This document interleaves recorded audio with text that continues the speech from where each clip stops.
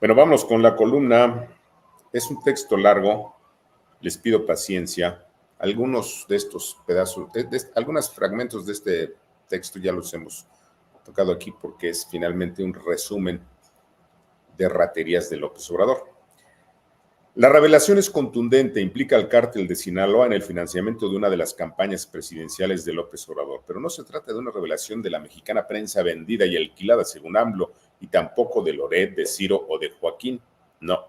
La acusación salió de la prensa norteamericana y, entre otros, del reputado Tim Golden, de la agencia independiente ProPublica, quien reveló que en 2006 Edgar Valdés Villarreal, la Barbie del cártel de Sinaloa, habría entregado $2 millones al mítico Nico Mollinedo, chofer de López Obrador. Pero la investigación también revela que la Barbie planeó secuestrar al presidente del Tribunal Electoral Federal para tratar de revertir la derrota del tabasqueño y la victoria de Felipe Calderón en 2006. Según Tim Golden, tal información fue confirmada por funcionarios públicos de Estados Unidos y de México, además de que existen documentos oficiales que avalan las revelaciones. En respuesta, el presidente calificó las informaciones de calumniosas y falsas y exigió pruebas. En tanto, ninguno de los diarios de la llamada prensa nacional llevó en su portada el tema. Sí, se subordinaron al poder de López Obrador. Fíjense nada más el tipo de prensa que tenemos, ¿no? Pero a pesar de tal censura, bueno, pues López se defendió y se enojó y respondió y dijo: la prensa, como hemos visto, no solo en México, sino en el mundo, está muy subordinada al poder. En el caso de Estados Unidos, tienen mucha influencia del Departamento de Estado y las agencias en el manejo de los medios, y aquí también. Pero no hay ninguna prueba, son unos viles calumniadores, aunque los premien como buenos periodistas, no hay que dejarnos engañar con eso. Y que la DEA y otras agencias se meten, claro que se meten, más cuando se les permite, como sucedió en el gobierno de Calderón o de García Luna, jajaja, simuló una carcajada el presidente. Por eso, uno de los paleros de Palacio insistió: ¿a qué se debe, presidente, que ya no fue hoy Loret de Mola, sino que viene del extranjero? Y así respondió López: porque hay elecciones, es una campaña, ¿dónde están las pruebas? Fin de la cita. Lo cierto es que no se trata de novedad alguna, por ejemplo, en el itinerario político del 11 de marzo del 2020, titulado El mundo conoce el narcoestado de AMLO, aquí presenté un resumen del informe sobre la estrategia internacional del control de estupefacientes que el 2 de marzo mismo 2020 envió el Departamento de Estado al Congreso norteamericano. Se trata de un reporte sobre las acciones contra el crimen organizado en el año 2019, de aquellos países que se han comprometido a nivel internacional en la lucha contra el tráfico de drogas. Informe que reprueba al gobierno de Obrador, al que consideran como un narcoestado. Así lo dice textual: los cárteles de la droga representan una clara amenaza para México y la capacidad del gobierno mexicano para ejercer un control efectivo sobre alguna parte de su territorio mexicano corre el grave riesgo de ser considerado como un país que probadamente no cumple sus compromisos internacionales de control de las drogas. Fin de la cita. Pero lo anterior es solo el principio, y es que también en marzo del 2020, el Parlamento Europeo aprobó un resolutivo histórico sobre el peligro que se vive en México con las actividades criminales, peligro contra periodistas, defensores de derechos humanos y ciudadanos en general. Un informe en el que el Parlamento Europeo condena la persecución del Estado contra informadores y alerta sobre el empoderamiento sin freno de las bandas criminales. Otro informe concluye, el informe concluye así: es creciente la colusión entre los círculos oficiales y los cárteles criminales de la droga, pero tales informes internacionales tampoco son nuevos. ¿Por qué? Porque hace casi 7 años, en el itinerario político del 27 de julio de 2017, titulado El narco pudre a Morena, presenté pruebas del vínculo de López Obrador y de Morena con las bandas criminales. Así lo dije. En decenas de entregas me ocupé del tema, ya que sobran las pruebas de vínculos del y el narco. En 2012 Por ejemplo, López pactó con los Abarca, prueba clara de que el narco pudre a Morena. Si no, juzguen ustedes.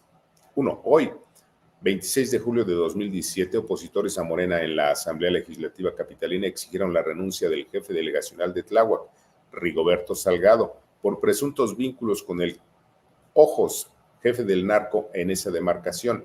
Los diputados de Morena se opusieron a pesar de que Rigoberto es jefe de los R, brazo político de la mafia de Tláhuac, integrada por los hermanos Rigoberto, Ricardo, Raúl y Rosendo Salgado. 2. Por órdenes de AMLO, el pasado lunes 24 de julio de 2017, el senador Alejandro Encinas exigió que Miguel Mancera explique por qué la Marina intervino en Tláhuac para abatir a El Ojos. Encinas comparó el operativo contra un criminal con la acción militar del 68. 3. Un reportaje del portal Letra Roja del 25 de julio de 2017 revela que los R de Tláhuac ocultaron el crimen de 64 jóvenes en la demarcación. El caso es peor que los 43 de Iguala y también involucra a López Obrador, quien impuso a los R a cambio de financiar a Morena allá en Tláhuac. 4. El 9 de febrero de 2017, la Marina abatió al jefe del cártel de los Beltrán Leiva en Nayarit, el H2. AMLO defendió a los narcos porque, según él, la Marina masacró a jóvenes y niños. 5. En el itinerario político del 17 de febrero de 2017, documenté que, según testimonios de militantes de Morena, Citlali Ibáñez, alias Jacob Polevsky, y Delfina Gómez fueron enlace del entonces líder del PRD, López Obrador, para financiar la construcción de Morena en el estado de Guerrero. Las señoras habrían pactado con Lázaro Mazón y José Luis Abarca la entrega de dinero a cambio de candidaturas, dinero procedente de la banda criminal Guerreros Unidos. Sí, los mismos que mataron a los 43 de Iguala. 6. En noviembre de 2014, Ricardo Gallardo, alcalde de Soledad de Graciano, San Luis Potosí, estaba a punto de ser candidato de Morena al gobierno estatal. Los chuchos denunciaron las pillerías a la Fiscalía, a la entonces Procuraduría General de la República. Frente a la denuncia, López se quedó callado, mientras que la Fiscalía o la Procuraduría lo detuvo por delincuencia organizada y operaciones con recursos de procedencia ilícita. Ricardo Gallardo financió a Morena en San Luis Potosí y era el preferido de López. Hoy, el hijo de Ricardo Gallardo, de nombre Ricardo Gallardo Cardona, conocido como El Pollo, es gobernador de San Luis Potosí. 7. En diciembre de 2014, Miguel Ángel Almaraz salió de prisión. Era líder del PRD en Tamaulipas, luego de coordinar la campaña de López en 2006. Fue preso en 2009 por encabezar una banda vinculada a los Zetas, dedicado a robar y traficar gasolina. Era pública la amistad de AMLO y Almaraz. Hoy, los huachicoleros de Tamaulipas financian la campaña de candidatos a Morena al gobierno estatal. 8. En mayo de 2013, 4 maestros de la CENTE fueron presos por el secuestro de niños oaxaqueños. Los maestros secuestraban para financiar al EPR y a Morena. Según la prensa oaxaqueña, Morena y la CENTE exigieron la liberación de los delincuentes. Una negociación política liberó a los secuestradores y hoy el gobernador Murat de Oaxaca es militante de Morena.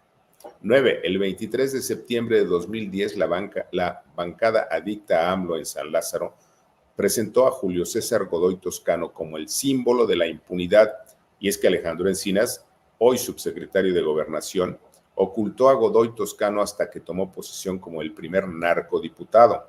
Godoy era lugarteniente de la Tuta y por órdenes de AMLO se convirtió en diputado. Todo para vengarse de Felipe Calderón. 10.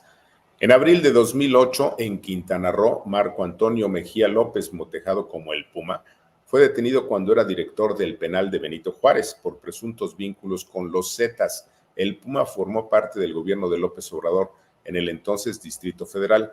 En 2006 fue coordinador de seguridad en la campaña presidencial de López. Otra vez en 2006, otro narco. 11. En septiembre de 2008, mientras que el Puma era director del penal de Cancún, entregó la concesión de alimentos a Rafael Marín Mollinedo. ¿Se acuerdan? Mollinedo otra vez.